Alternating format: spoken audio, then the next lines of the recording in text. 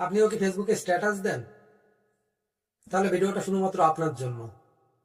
আজকাল দেখা যায় স্ট্যাটাসে যদি একটু স্যাড স্ট্যাটাস দেওয়া হয়, তাহলে মানুষ তার মানসিক অবস্থা জাজ করতে শুরু করে দেয়।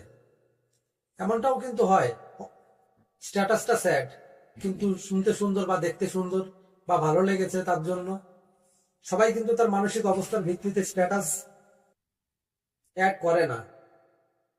অনেক সময় হয় অনেক পোস্ট বা অনেক ফটো সুন্দর লাগে, শুনতেও ভালো লাগে, তো সেই তার ভিত্তিতে স্ট্যাটাস দেওয়া হয়, স্ট্যাটাস দেয় তারা। আবার অনেক অনেক ক্ষেত্রে এমন দেখা যায় অ্যাকচুয়ালি স্ট্যাটাস 24 ঘন্টা ভ্যালিড থাকে। অনেক অনেক সময় দেখা যায় কেউ একজন স্ট্যাটাস দিয়েছে, কিছুক্ষণ পরেই ডিলিট হচ্ছে না। তার অর্থ এটাই, সে ব্যক্তি কোনো একজন পার্টিকুলার ব্যক্তির জন্য স্ট্যাটাসটা লাগিয়েছিল এবং সেই ব্যক্তি দেখা হয়ে গেছে, স্ট্যাটাসটা সে ডিলিট করে দিয়েছে। মানে সেই ব্যক্তি দেখেছে তার কাজ কমপ্লিট। এবার এক্ষেত্রে কি হয়, ফ্রেন্ড লিস্টে যারা থাকে প্রত্যেকেই দেখে তার স্ট্যাটাসটা এবং এটাও দেখে সে ডিলিট করে দিল।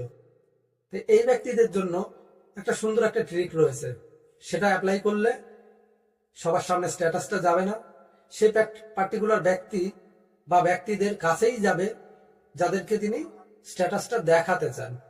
শিখে নিন ট্রিকটা। সেটা কিভাবে করবেন সেটিংসটা দেখিয়ে দিচ্ছি। ভিডিওটা যদি হেল্পফুল হয় তাহলে একটা লাইক করবেন এবং শেয়ার করে বন্ধুদের মধ্যে ছড়িয়ে দেবেন। ওপেন করুন ফেসবুক, থ্রি ডট আপনার প্রোফাইল আইকন থাকতে পারে বা পাশে সেটিং অপশনও থাকতে পারে। আমি এখানে থ্রি ডট টাচ করলাম, একটু স্ক্রল করে নিচে আসুন, এখানে রয়েছে সেটিং এন্ড প্রাইভেসি, টাচ করুন। তার নিচেই দেখুন সেটিংস, টাচ করুন, স্ক্রল করে নিচে আসুন, স্টোরিজ, স্টোরিজ অন করুন। সেকেন্ড লাইনে দেখুন who can see your stories, এখানে বিভিন্ন অপশন রয়েছে, আমার এখানে পাবলিক করা আছে, টাচ করুন। আমি এখানে পাবলিক করে রেখেছি কারণ আমার পার্টিকুলার কোনো ব্যক্তির জন্য স্ট্যাটাস দেওয়ার দরকার নেই, তাই আমি পাবলিক করে রেখেছি। তার নিচেই দেখুন ফ্রেন্ড, যদি আপনি পাবলিক করে রাখেন তাহলে প্রত্যেকে দেখবে, যদি ফ্রেন্ড করেন আপনার ফ্রেন্ড লিস্টে যারা আছে শুধু তাদের সামনে স্ট্যাটাসটা যাবে। একদম নিচের লাইনে দেখুন